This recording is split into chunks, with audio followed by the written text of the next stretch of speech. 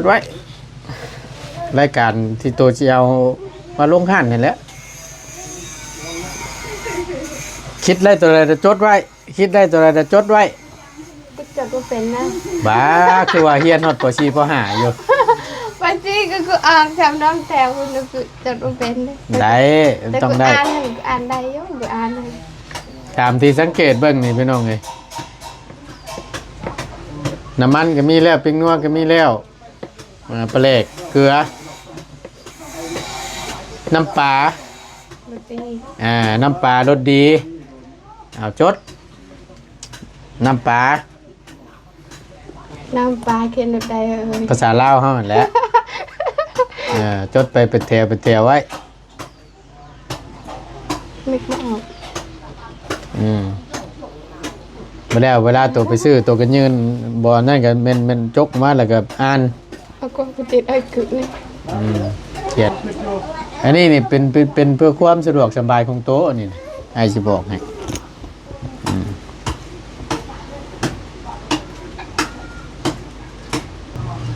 แผ่นตามเป็นน้ำสีอย่างไงเอากันนี่เด้นี่ตัวอย่างนี่ตัวนั้นนี่มันก็เขียนบอกอยู่เบิ้งประตูใช่ไหมเบิ้งพี่น้องเลยบอกกูนะเอานี่ถึกแล้วตัวชื่อว่านี่ชื่อมันนี่เห็นบ่นี่เพนต้านี่อันนี้แหละนี่แต่ว่าถ้าว่าจังชั้นแล้วไอ้สิมอบเงินจำนวนนี้ไว้ให้ไปซื้อเครื่องลงห้างเอาละโดยนั่นแหละ3 ล้านเป็นทางพระอาจารย์เพิ่นเด้อที่เพิ่นเข้าไฟซื้อเข้าให้นั่นแหละ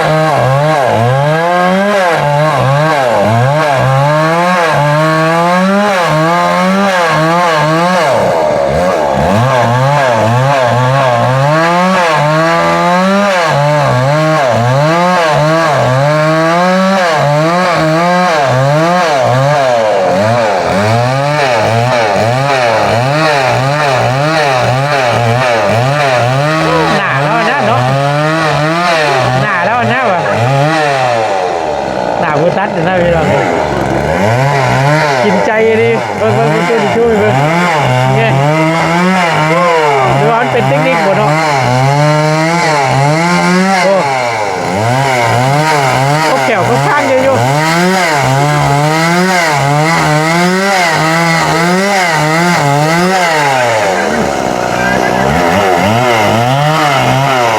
รียนตอนข้าวเลยเนาะ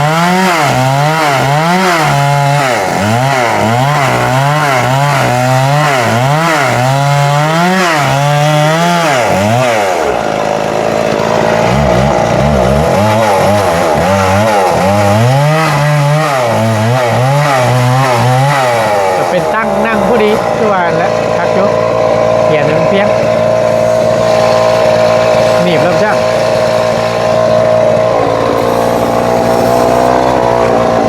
เด้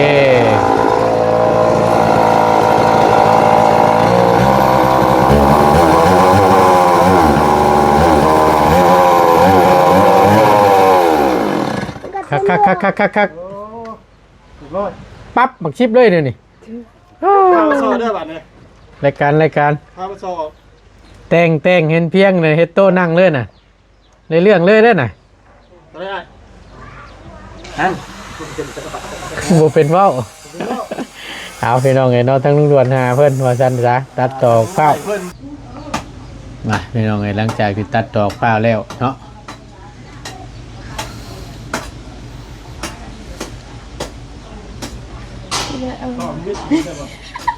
นั่งเงินถือปากกากระปึ้มอยู่บ้านนี่เตรียมรายการบ่เอากราบสบายดีและสวัสดีพ่อแม่พี่น้องเนาะบัดจุกูทุกคนสบายดีเด้อพี่น้องเด้อเนาะเตรียมจดรายการสิไปชื่อบ่คือ ไปชื่อดูจะคุณชื่อยัง ยังขาดยังแน่ฉันชวนที่มันยังบ่ทันได้ลง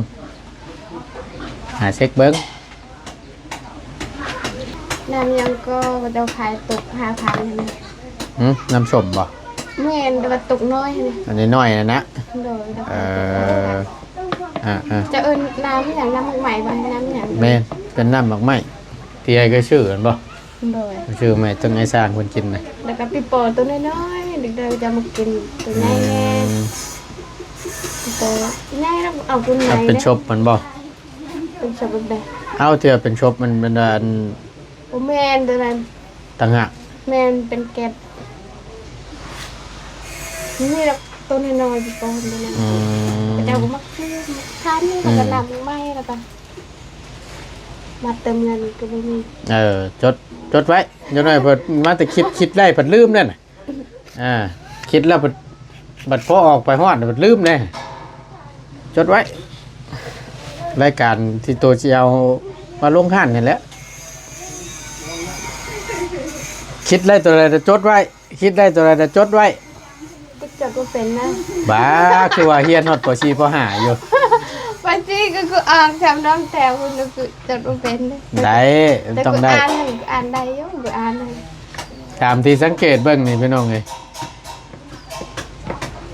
น้ำมันก็มีแล้วปิ้งนัวก็มีแล้วปลาแหลกเกลือน้ำปลา บางที น้ำปลารสดีเอาจดน้ำปลา น้ำปลาเขียนแบบใด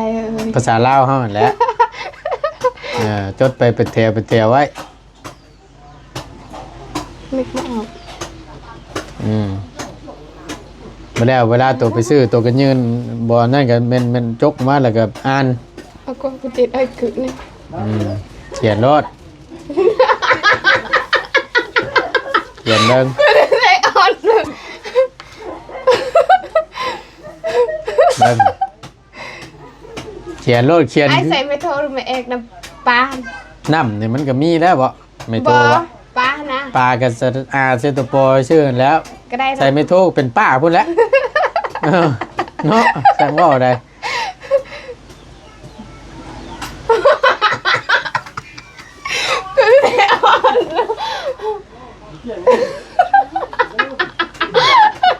เอาจดฉันเลยตัวลืมไอ้สิบอกให้คำตัวบ่จดน่ะตัวสิลืม ไอ้มาเนมคือได้บ้าง เอาไอ้ก็บ่ได้เนมไอ้เนมกล้องไอ้พี่ เนมก่อน เนาะสิเป็นหยังเวลาไอ้ก็สิเบิ่งน้ำล้อกว่ามันถูกหรือผิดจดแล้วจดน่ะเป็นการดีที่สุดจดนั่นน่ะเชื่อไอ้นี่ทุกสิ่งทุกอย่างนั่นแหละจดไว้ลำพังความจำมาเชื่อนั่นมันอยากลืม ปลาแล้วก็ จดโดดจดไว้เห็นแล้วตัวอะไรตัวเสียวลงมาเติมใช่ในห้านน่ะน้ำดื่มบ่น้ำดื่มแพ็คน้อยแพ็คกลางแต่ก็น้ำแฟนต้าพวกน้ำชมน้ำเขียวนี่แพ็คกลางแพ็คใหญ่ก็เอามาไว้ตัวนี้นะน้ำปลาเอาขวดน้อยบ่ดดดีเตรียมไว้อันนี้นี่เป็นเพื่อความสะดวกสบายของโต๊ะนี่ไอ้สิบอกให้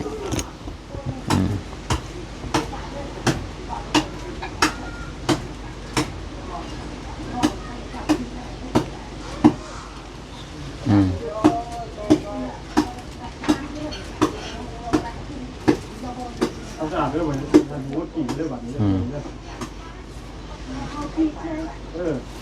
เดี๋ยวประตูชิเวิงน้ำดังดอกพี่น้องให้พี่น้องกดจดก่อน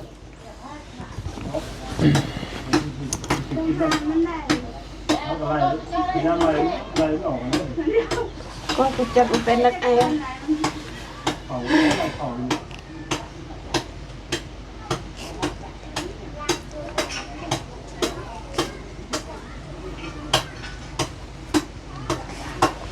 ฮะพอหายังเกี่ยวกับกูเป็นจ้ะมันต้องไล่หน้าไอ้ป่ะฉันบ่ฮอดพอซีพอหานะเดี๋ยวว่ากู้เพิ่นกี่ข้านช้อนเอาไปช่งขึ้นซื่อๆบ่ช้อนย่ำใดบ่เป็นนี่เตือช่งขึ้นนะว่าได้เนาะ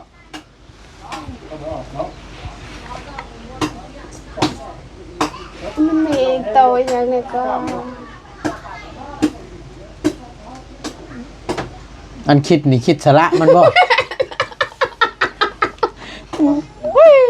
ปวดโฟดอกกัน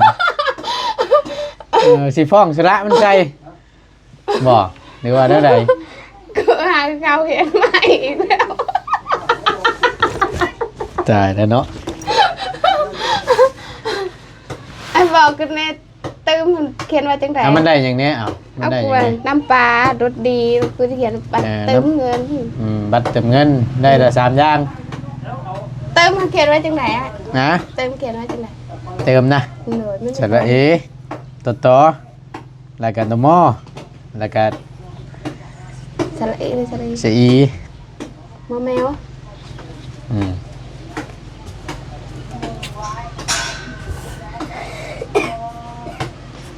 เติมเงินแล้วก็อย่างที่กูนี่ เอาเบิ้ง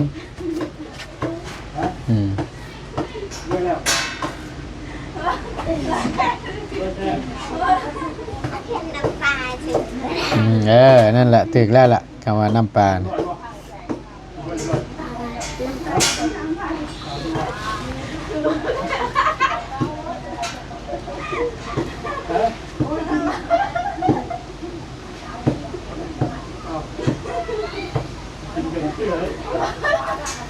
โอ้ยกูคิดเป็นทีกูตายเลยไอ้มังไม่เขียนไว้จังไหน หมักไหม เลยกูพูดจากจะมาพี่เสื้อมีตัวยังไงมีตัวยังไง หมักนี่บอก เลย เอากับตัวมันมีตัวมอมากับนอนูอันมอมานอนูว่าบริเฮียน กูไม่ได้เห็น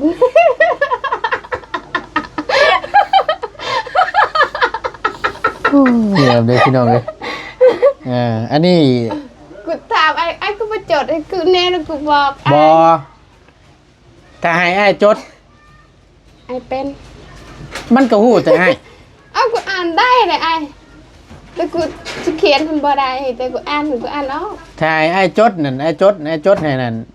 มันก็สิไล่เฉพาะย่ามไอ้จดก็เข้าใจนะไอ้จดไอ้เข้าใจ แต่ว่ามือใดมือหนึ่งถ้าว่าไอ้บ่ได้เข้ามาม ากเขียนไปได้ยัง แล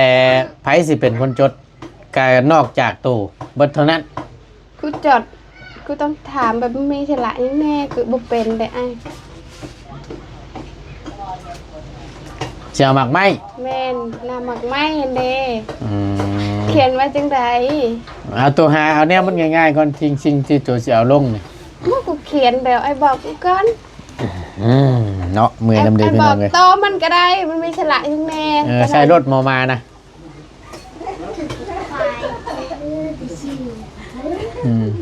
สิมีขอดหัวบนหัวล่างได้อันนี้ก็ได้อยากใช้รถ ใช้แล้วหรือยังอีก ชนะ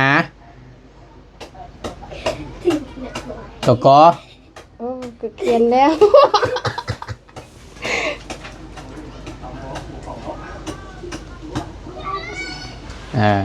ลงรถ จบแล้ว มีหยัง ไม่แล้วก็มียังแน่ไปดิ ได้เบิ้งถือว่าเป็นการดีได้แหละ ปีโป้ ยศอันนี้มันง่ายสะดวกสบายโตน้องเองแต่มันกัดสิบ่ลืม แล้วก็ยังอีกก็น้ำดื่ม เขียนใช้นำเดิม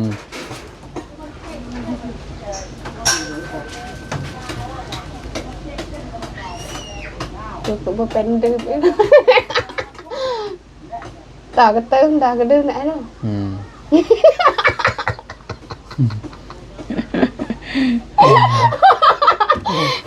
หัวน้ำสลบพี่น้องไอ้ทั้งประตูนก็ได้เอาเดี๋ยวประตูนสิเบิ่งน้ำ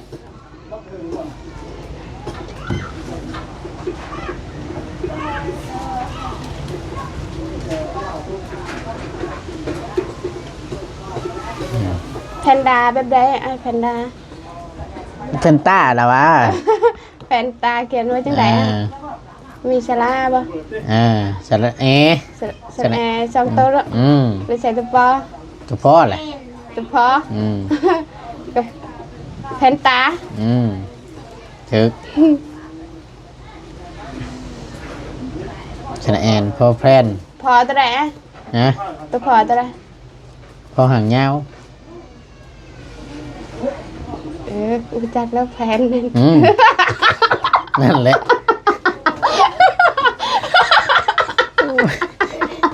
หัวที่เราก็ต้นเกินนั่นแหละ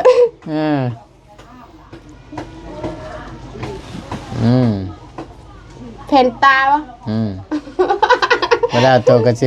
ไปเลือกเอาแล้วหรอกตัวก็จะคิดใส่หัวปั๊บแล้วหรอกแพนต้าโอเคเอาแพ็กกลางแพ็กน้อยน้ำสีอย่างสีแพนต้าสีเขียวบอหรือสีส้มสีแดงสีนะฮะ สเวนเขียนไว้จังได สวิน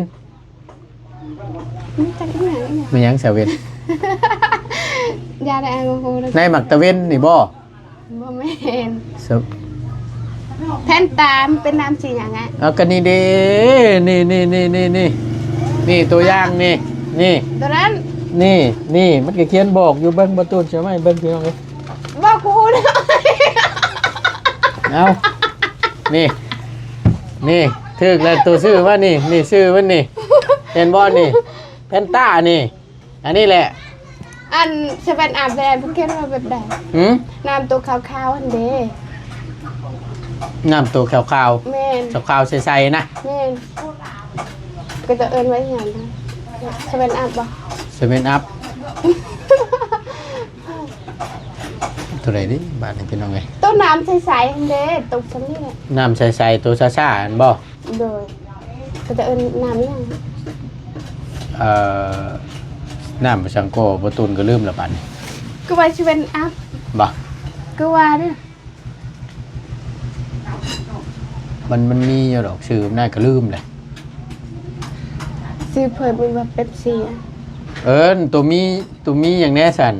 เป๊ปซี่ ตัวอะไรมันสิเบิดตัวก็เตรียมมาไว้แล้วตัวเสียวจักแพ็คตัวก็เตรียมไว้รถ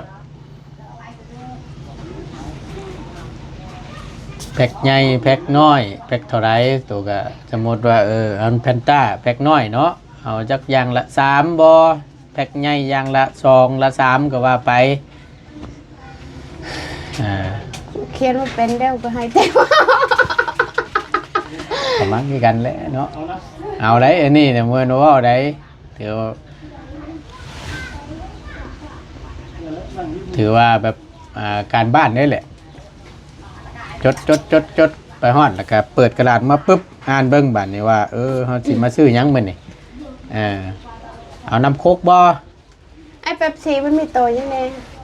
เป๊ปซี่มันมีโตยังไงนั่นแหละจับมาให้กู เนาะเป๊ปซี่ก็มีอยู่หั่นน่ะน้ำชมมันนี่แบบคือตัวชื่อเห็นบ่นั่นเด้มันเขียนตัวยังซะตายตัวอย่างมันก็มีอยู่เนาะจดเอาแหละ สระแอแล้วก็ตัวปอแล้วก็ตัวยังตัวปอหรือตัวบอตัวบ่ตัวบอแล้วตัวยังไง นี่มีหยัง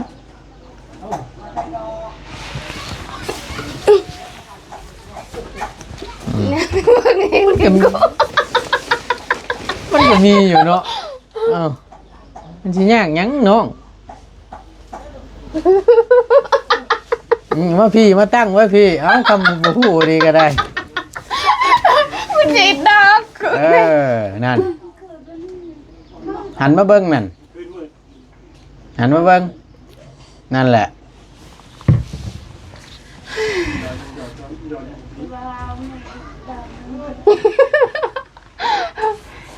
ตายเด้ กูตั้งใจก่อนบ่ได้ เออ กูไปเฮ็ดดินเด้อ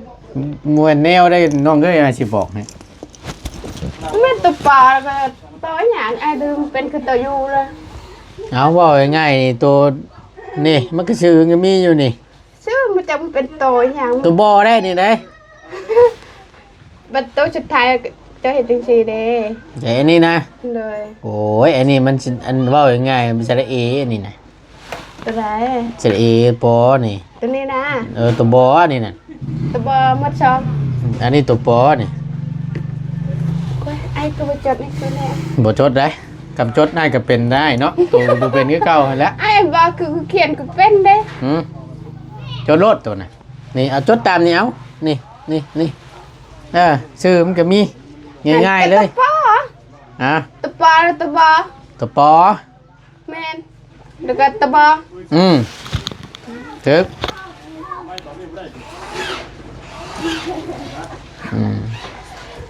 จดเอาโลดสิเป็นหยัง แล้วก็หยังเนี่ยก็ พวกนี้เขาฮู้แล้วว่าเขาสิเอาลงจักแพ็กตัวก็จังค่อยบริหารเอาตัวนี้ และตัวหาอันนั้น กระทิงแดงก็จะกินดีกว่าบ่กินเนาะ มันก็แล้วแต่ผู้มัก บางคนก็มักเต็มร้อยมักกระทิงแรงก็มี กระทิงเขียนมาจากไหนอะ เอ้ากระทิงเสร็จอิงทอดทิ้ง ตัวทอดอ่ะ กระทิงแรงก็เอามาด้วยแหละมากันไว้จักแพ็กจักไรเพื่อบางคนบ่มักกินเอ็มร้อยก็มากินกระทิงแรงนะคาราบาวก็ได้เอามาไว้เครื่องลืมนะหมดเลยเนี่ยช่วงนี้เห็นบูดบ่เน่าช่วงนี้ยัดใส่ตู้เย็นเอาไว้แช่เย็นไว้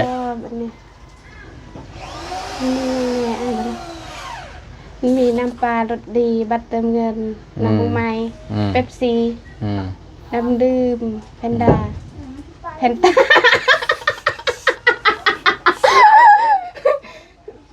แล้วก็ยังก็เป๊ปซี่กระทิงแดงไม่มีอย่างนี้ สิ่งที่ตัวที่มันยังขาด อ๋อ ใน น ห้าน มไอ้ สิ่งที่มันยังขาดในห้านตัวนั่นแหละ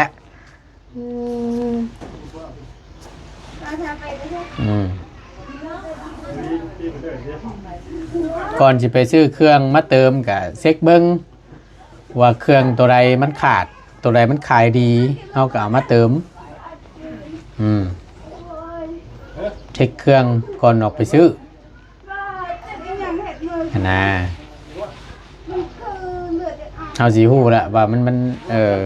เราต้องซื้ออย่างมาเน่ แล้วก็ยังก็คิดเบิ้งเครื่องใช้เอาแต่ละมือนั่นแหละพวกผงพวกนู่นนี่นั่นของตัวหู้อยู่แล้วอันนี้ แต่ก็ตัวเช็คเบิ้งว่ามันยังเหลือจักถุง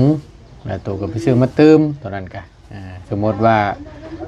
ชานุ่มเย็นเบิดบ่ตัวก็ซื้อมาเติมตัวใดยังตัวก็บ่ต้องซื้อไอ้ตัวนึงส่วนตัวนั้น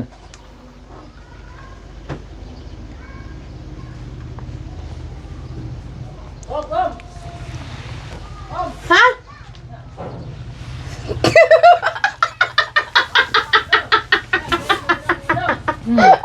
เป็นเดินตัวบ่ รักเพลงอยู่ เป็นเดินคนละทางกันเลย ชื่อตัวชื่อกลมอยู่ เอาก็จะจังนั้นก็นึกก่อนหนาวจ้ะ แล้วก็เอากลมก่อนคือแซมไมแลน กลมเลยฮะ จ่ายแล้วเนาะเอาจด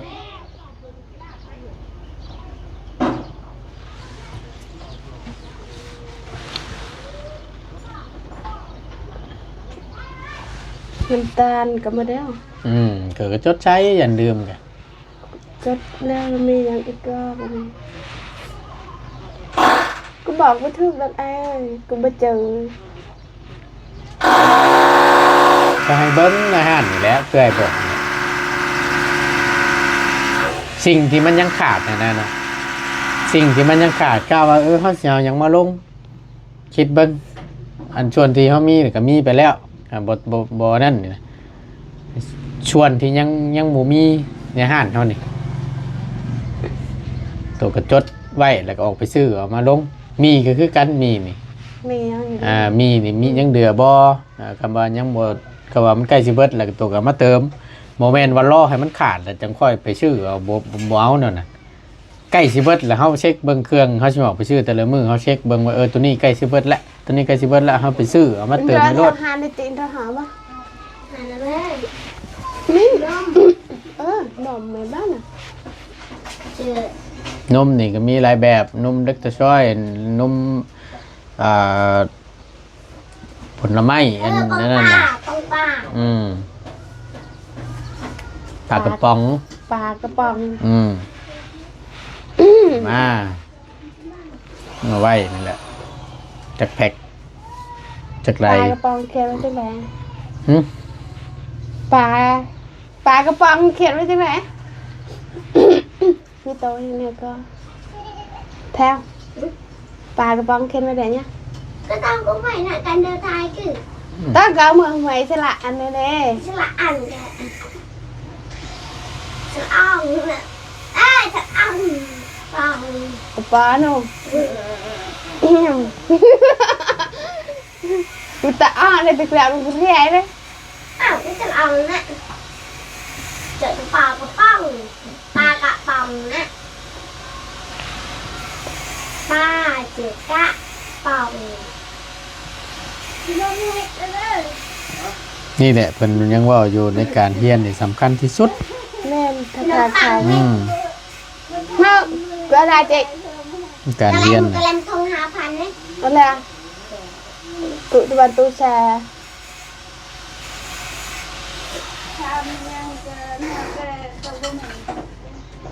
ไม่ได้ตรงนี้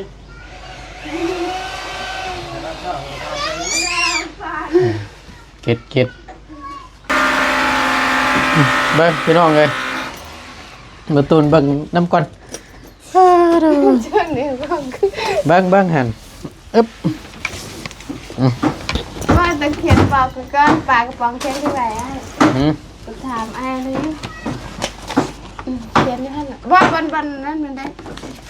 เป็นเลนเป็นเต็ม สบายดีเด้อพี่น้องสบายดีกันอีกครั้งหนึง ไอ้ต้องเขียนบันเลนใบกูดึงถิ่น เบิ่งของตัวเขียน ไอ้เขียนบอกก้อนปลากระป๋องของกู เบิ่งมันได้อย่างนี้ของตัวเขียนเมื่อกี้นี่เบิ่งเสียงสิลังนี่เด้อพี่น้องเด้อน้ำปลารสดี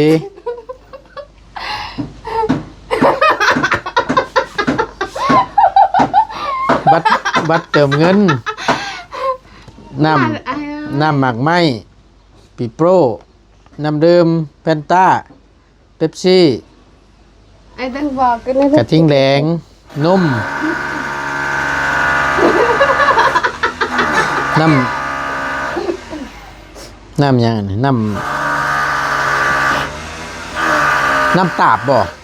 น้ำตาบนี่แปลว่าหยังน้ำตาบอันที่ตัววานอันนั้นบ่น้ำใส่บ่ น้ำตาไม่ใช่น้ำตาเป็นน้อนกอาหารเลย โอ้เพิ่นยังมาข้างอยู่ว่ามันปลากระป๋องนี้พี่น้องนี่ นี่เขียนว่าเป็น เพิ่นยังข้างปลากระป๋องนี้มันก็ได้แล้วก็ซ้ำนี่แหละ ต้องบอกคือที่ละอันคือเขียนถึงอ้อพูด เบิ่งพี่น้องเลยมันก็ถึกแล้วมันสิเป็นหยังมาสิจดให้เช็คเบิ่งไล่มาตัวระดับแรกแล้วตัวกระสีเข้าไปแล้วใบนี้ก็ได้ ว่าเขียนเลย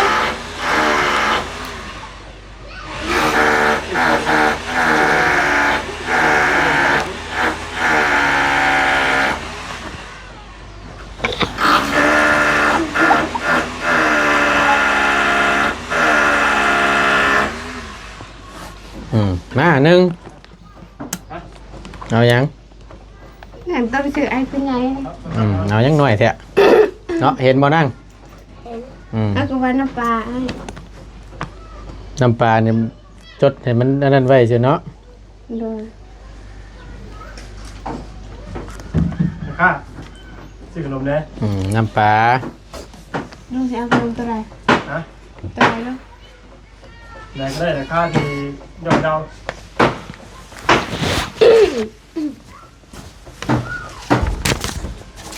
ยำเดียววะ ทงแท้ไม่ทงแท้แน่นี่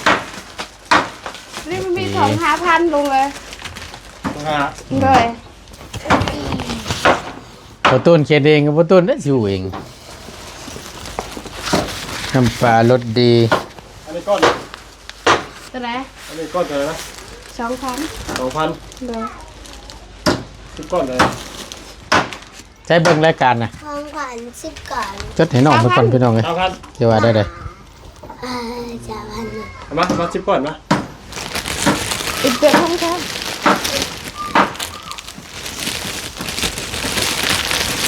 น้ำปลารสดีน้ำตาล อันนี้เนี่ย ตัวไหน อันนี้ คือกันเอาปนปะ เอาคน ห้อง เอา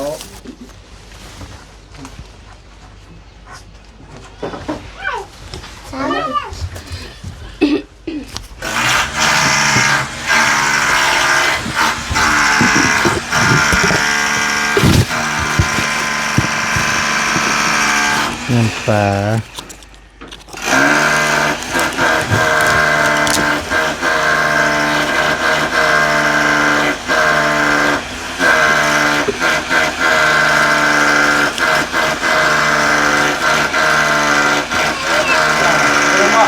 เอ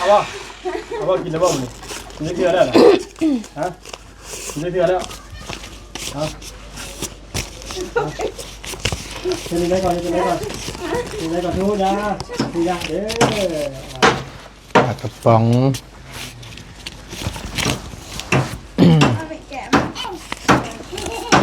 จัดชิปป่ะทำก่อนมีคลิปไอ้ดอนนั่น ชิป ฟัดวันประทำไม เขาว่าจะทำตัวเพื่อนตัวบ่อนนะก่อนเทอมหน่อยนะ ทำต้องเราก็ห้องนะ โอ้เนาะสวัสดีครับกาตะ ไม่ไปดัง เต็มเงิน สวัสดีผมเป็นน้องที่ ดองมานะ ทุกคน จะดองอายดองเหลาน ตอนเขาคือ ดองกันมาไปไทย เดินคือเก่าคือเดิมเหมือนกันเลยกับพอดีทั้งน้องกึน้องพี่น้องแล้วมันก็ได้แนะนำมาให้แบบเป็นครอบครัวนึงเป็นแบบอยู่ทั้งบ้าน น้ำดื่ม เรียบร้อยอยู่กัน ดังเนี่ย คนพอมีลูก โคกน้ำดื่ม เอาเป็นคนนี้แหละแต่ว่าก่อนจะไปกับคุณไปกับน้องคอนตั้มเพิ่นน้องคอนตั้มเพิ่นเข้าไปเพราะว่าเป็นผู้เงินมาจุดอะไรเนาะ ตา เดินไป มีอีก ใกล้ครับบอกเพิ่นอาบน้ำเนาะมาเดินไปเจอเป็นผู้เนาะ มีนมต้องมีนมแบบใดนะ นมนั่นบ่ยากเนาะนมตัวก็ไปเลือกเอาในส่วนใดที่มันนั่นแอดหนีไกลกล้องกับมันเสียนอยู่บ่แล้วบัดนี้ หมดเลยเด้ นุ่มเนาะ โดยน้ำดื่มไปได้นะ ฮะ น้ำดื่มไปจดนะ เดอะสตรอเบอรี่ นุ่มน้ำปลารสดีปลากระป๋องน้ำบัตรเติมเงินน้ำดื่มโอ้ไปใส่หยังตัวนี้เนาะโมเมนต์เลยนี่นะน้ำดื่ม ปิโป้ได้ ปิโปร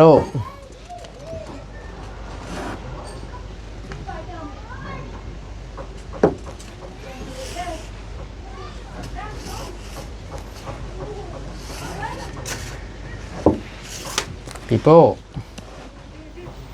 มีหยังบ้านเก้า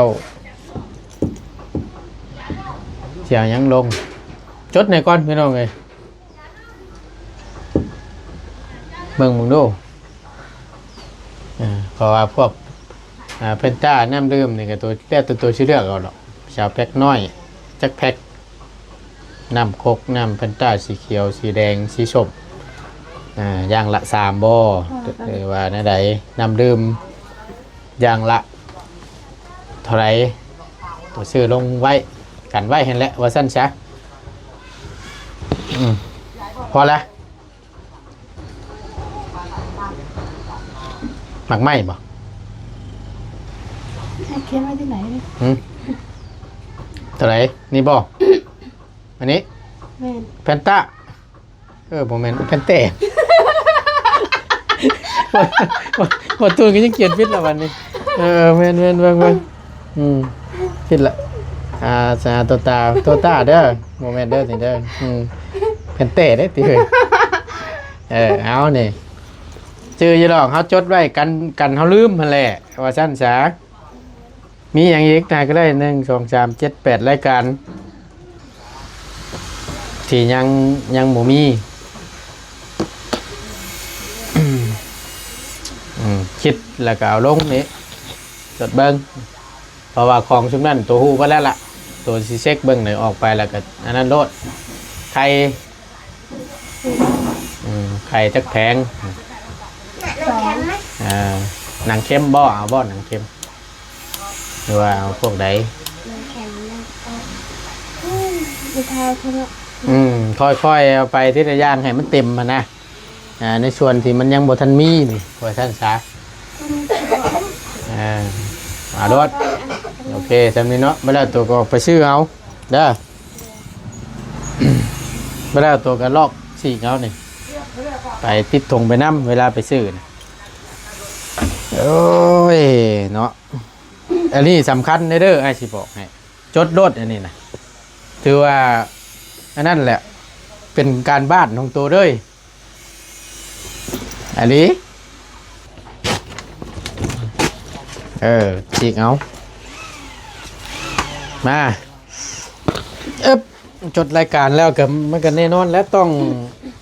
อันมีเงินไปซื้อเครื่องบาทนี่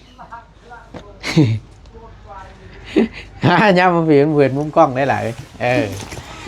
เอากาโอ้ยเซเมนบทนัดขออนุญาตบาดคำพี่น้องเลยเนาะเบิ่งเห็นมีจักรายการโอเค8รายการนั่นแหละอันนี้ก็คือเห็นน้องคนจดไว้พี่น้องเลยชวนที่จะเอามาเอาลงกันนะว่ามันยังขาดอย่างนี้ก็ตามที่สังเกตเบิ่งนี่ก็ยังขาดหลายอย่างอยู่เนาะ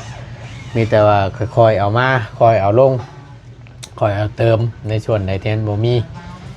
แล้วก็ให้สังเกตเบิ่งยามเล็กน้อยหรือว่าลูกค้าเพิ่นสิมักกินขนมแบบใดตัวนั้นมันเบิดเฮาก็บ่ถ่ายมันเบิดดอกให้มันเฮาเบิ่งนี่ก็ว่าตัวใดมันสิเบิดเอามาเติมบ่ให้มันขาดนะว่าซั่นซะประมาณนั้น ก็คิดว่าจะเอาไก่เครื่องนี้คิดว่าสบายแต่จริงยาก โอ้ยทุกอย่างอะนะน้องเลยบอกว่าแต่อีหยังบ่มีสิว่าง่าย พ่อแม่เพิ่นบอกเรียน ๆคิดได้บ่บัดนี้ คิดเสียดายได้บัดนี้เนาะเป็นหยังจึงว่าพ่อแม่จึงว่าให้ห้ำให้เฮียนนะลูกเด้อให้อ่านได้เขียนออกนี่แหละ ทำมาเรียนแล้วจะมองปึก เข้าใจบ่บัด กูเข้าใจแล้ว ดีไรโมเห็นว่า แต่พอทางน้องเพิ่นเราบ่ขายแล้ว ใครบ่ขาย พันครับ ขายเครื่องนะมันแน่นอนต้องฮู้บ่ว่าแต่เฮ็ดอหยังก็ตามแต่บ่เว้นว่าสิมีแต่ในเครื่องนี่เฮาเฮ็ดอหยังคือกันล่ะเราก็ต้องมีความรอบคอบนั่นแหละว่าซั่นซะอันนี้ก็เป็นถือว่าเซฟตัวเองไว้บางเทื่อเพื่อเป็นการบ่เสียเวลาเด้เฮาจดเช็คเบิ่งเครื่องเฮาอยู่ในห้านเนาะมีหยังแน่ตัวนี้สิเบิดแล้วเอามาเติมเฮาสิมาเติมเท่าใดแล้วแต่เฮาว่านี่นะสมมุติว่าน้ำดื่มยังบ่มีเนาะแพ็คกลางแพ็คใหญ่น้ำดื่มหัวเสือนะเฮาสิเอามาจักแพ็คน้ำตัวใหญ่ก็จะวางไว้นะ คำว่านั่นก็แม่นแพ็คน้อยแล้วก็แพ็คกลางสิเอาแพ็คน้อยมาลงจักแพ็ค5ก้อนบ่หรือว่าแพ็คกลางนี่ก็5แพ็คใหญ่อันแพ็คน้อยนี่ก็5ให้เป็น10น้ำดื่มก็ได้น้ำพวกน้ำแฟนต้าน้ำโค้กน้ำเป๊ปซี่อย่างต่างๆนี่ก็เอามาอย่างละ3หรือว่าอย่างละ4ละ5ก็แล้วแต่โตแล้วแต่โตเสียวลงอันนี้ โคก2บ่อแฟนต้าน้ำเขียวนี่2บ่อน้ำส้ม2บ่อก็แล้วแต่เลือกเอารสอันนั้นน่ะคือกันนี่แหละพวกปรุงพวกหยังตัวใดมันสิเบิดบ่ต้องถ่านเบิดกาบ่สิเบิดแล้วไปเอามาเติมเพื่อมันให้มันสมดุลนะสำนั้นปลากระป๋องเอามาจะแพ็ค1 2แพ็คค่อยๆแล้วก็เบิ่งว่ามันเป็นแบบไรนั่นแหละจดได้แล้วมีอยู่บ่เงินสิซื้อนะ เงินไม่พอหรอก ครับ เดี๋ยวก็เอาไป500,000ซื้อยาอันเหลือ500,000 ใหญ่ยัง ยาชุบ เอายาสูบบ่ เดิม ยาสูบแน่นอนแหละนี่แหละเอาตัวนี้มาลงส่วนให้เบิ้งคือกันยาสูบนี่ก็ได้ว่าเพิ่นมักสูบแบบใด ก็จะมาถาม2 ดำประจำเลย นั่นแหละเพิ่นเมื่อเพิ่นมักนั้นเท่ากับเอามานะประมาณนั้นมาสั่นมิแต่ว่าถ้าว่าจังซั่นแล้วอาสิมอบเงินจำนวนนี้ไว้ให้ไปซื้อเครื่องลงห้านอันนี้เป็นเงินทางพระอาจารย์พี่น้องเลย3 ล้านเพิ่นฝากมารอบหลังนี่2 ล้านแล้วก็ยอดตัวนี้1 ล้านนี่บ่ตูนเดือจากให้น้องพรคำนั่นก็600,000นะแล้วก็เรือจากชื่อเก่าเรือต่างๆนู่นนี่นั่นและรวมน้องแถวน้ำเมนแล้วก็รวมตัวนี้บวกก็ดีตั้งพระอาจารย์เพิ่นฝากใหม่ๆเนี่ยยังเหลืออยู่3 ล้านกีบนี่ก็สิได้หลายเติบอยู่ดอกเนาะเอามีแต่ว่าเอาไว้เติมเครื่องเข้าห้านน้อง ซื้อ นะเอาละโดยนั่นแหละ3 ล้านเป็นทั้งพระอาจารย์เพิ่นเด้อที่เพิ่นเข้าไฟซื้อเข้าให้นั่นแหละเป็น คนเดียวกันเลย แม่นพระอาจารย์การเดียวกันทั้งพระอาจารย์เราก็ได้ชดช้อยก็ถือว่าหลายอยู่พี่น้องเลยเนาะก็มีแต่ว่างบก้อนนี้ก็เป็นไว้ซื้อเครื่องเข้าห้านแล้วก็ไว้ให้ทุนไว้นั่นแหละเอาก็มีแต่ว่าขอบบุญขอบคุณทั้งพระอาจารย์เป็นไงอยู่ทางฝั่งไทยหลายว่าผ่านนี่แหละเนาะ ขอบใจหลายๆเด้อขอบคุณหลายทางพระอาจารย์ท่านที่ฝากเงินให้ซื้อเครื่องเขาหานทุกข้อทางพระอาจารย์เพิ่นจะมีสุขภาพแข็งแรงเด้อคนเจ็บจะได้ความภัยอย่ามีไปทางใดก็ให้ตลอดปลอดภัยเด้อให้คนหักคนใช้ที่สำคัญให้ปันคนยืนเด้อชอบ สาธุเนาะ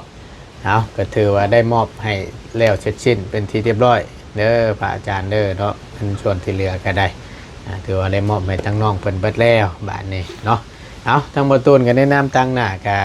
ต้องขอบคุญขอบคุณทั้งพระอาจารย์หลายๆเนาะที่ไว้วางใจให้กับบ่ตูนเป็นสะพานบุญให้เนาะก็ถือว่าเป็นครั้งที่2ที่3แล้ว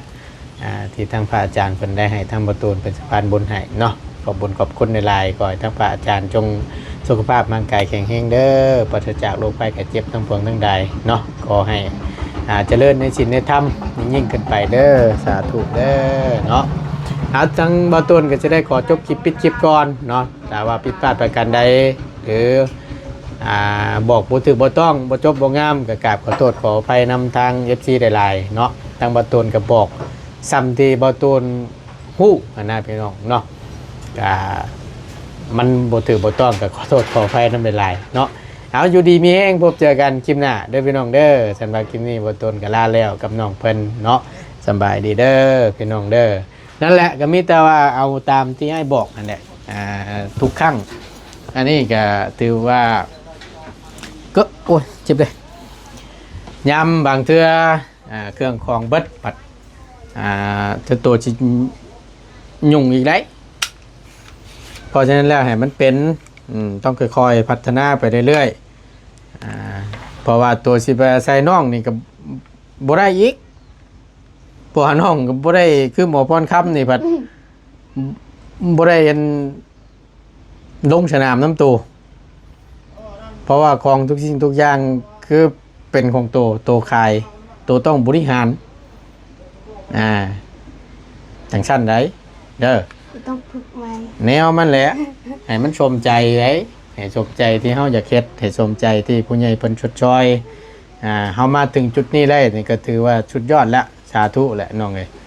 เพราะฉะนั้นแหละให้ตั้งใจเฮ็ดให้มันประสบผลสำเร็จมันก็ดีต่อชีวิตของน้องเบิดเท่านั้น